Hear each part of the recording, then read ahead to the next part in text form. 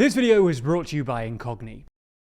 On Wednesday, Trump announced massive tariffs on basically all of America's trading partners as part of his so-called Liberation Day. This was bad news for, well, basically the entire economy, but it was particularly bad news for the EU, which got whacked with a 20% tariff on all of its exports to the US, roughly double the 10% minimum universal tariff, which is what the UK ended up with. While the UK has made it clear that they don't want a full-scale trade war, the response from the EU, where many member states have decided that negotiating with Trump is futile, has been more bullish, with France and Germany calling for aggressive retaliatory tariffs.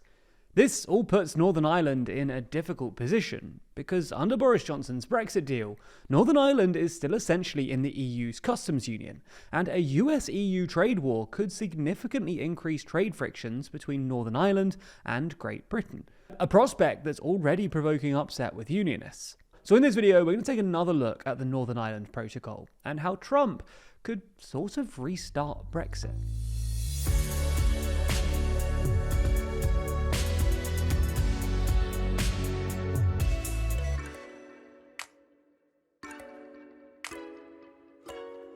The TLDR team and audience have ranked the most powerful people in the world to determine who is the most influential. Want to know who made the list? Pre-order a copy of our magazine, too long, in order to find out. Click the link in the description to reserve your copy.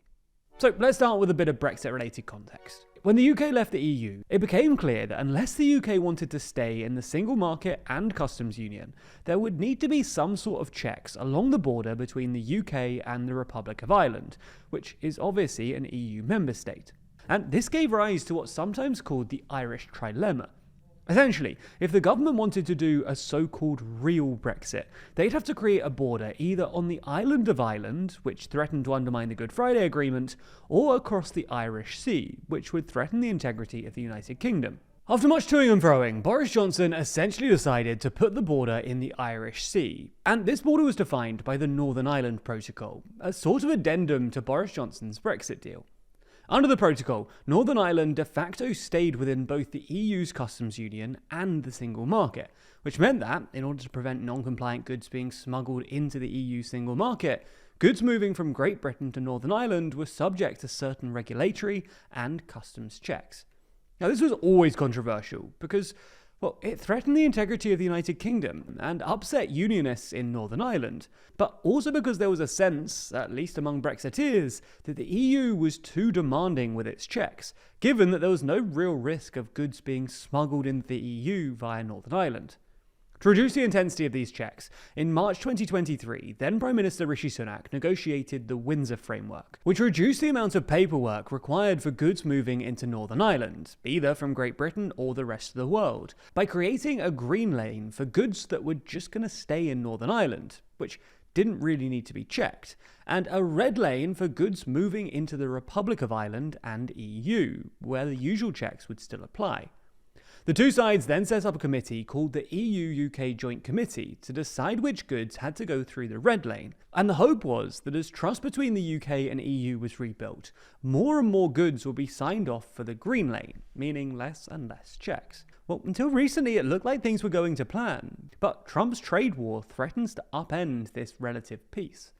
This is essentially because if the EU imposes counter-tariffs in retaliation to Trump's 20% tariff on all EU exports to the US, the Windsor Framework will automatically require all affected US goods to use the red lane.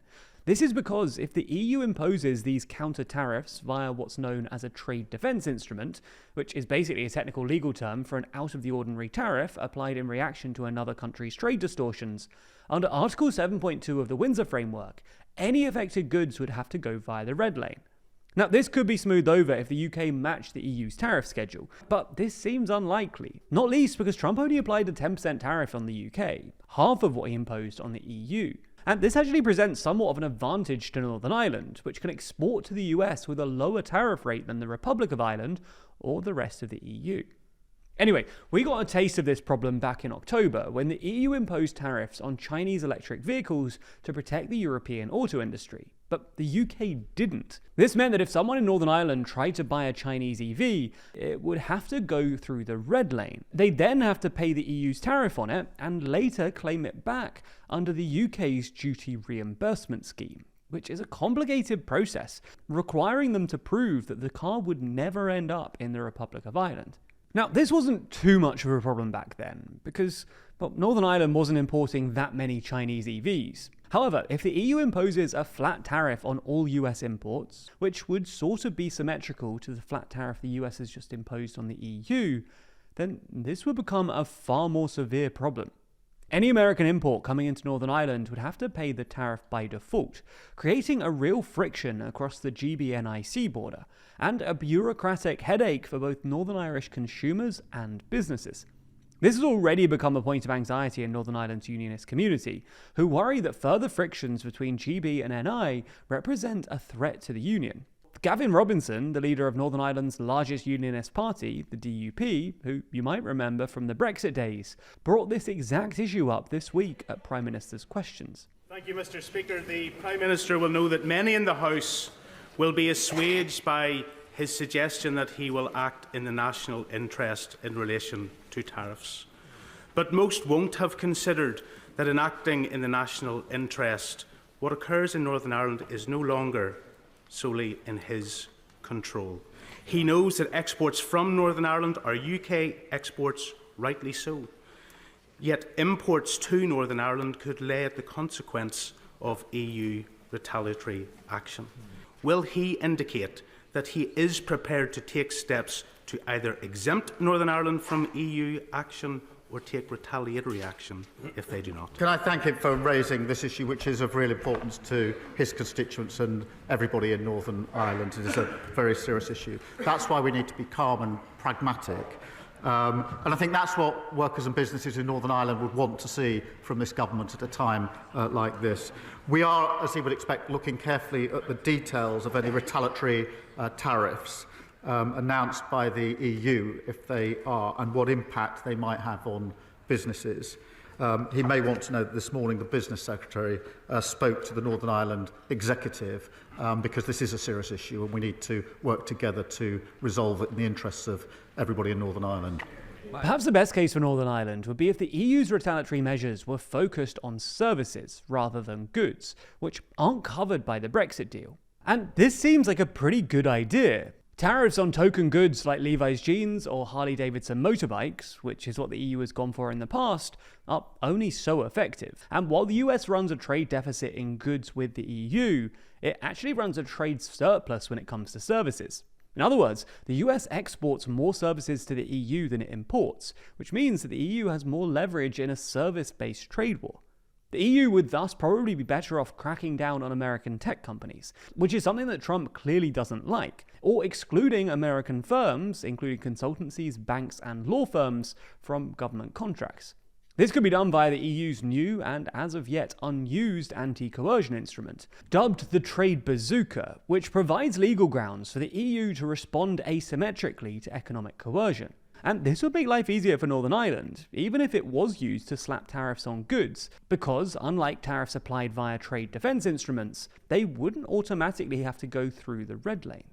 Regardless of which option the EU picks though, this is all risking restarting a tense Brexit debate, which could leave UK-European relations stretched yet further. Now, as we've demonstrated in this video, there's a huge amount of uncertainty in the world about politics and current affairs, often with few easy solutions. Unfortunately, this can be the case online too. There are all kinds of bad actors out there that want to try and use you to make a quick buck. Take, for instance, data brokers. They sell your data to businesses and marketing agencies, leading to more spam calls, texts, and emails. Or even worse, they can sell your data to even worse actors who can go on to use your identity. Some data brokers have even been charged with conspiracy to commit mail and wire fraud for internationally supplying data lists of elderly and vulnerable people to scammers. Fortunately, today's sponsor Incogni can help to rectify this. They work on your behalf to request your personal data removal. They also deal with any objections, and to make sure that your personal information isn't just shared by the brokers again, they conduct repeated removal requests. And with their family and friends plan, they'll even do this for you and up to 3 of, well, your friends and family. So create an account with our link in the description, granting Incogni the ability to work on your behalf, and sit back as they make you safer.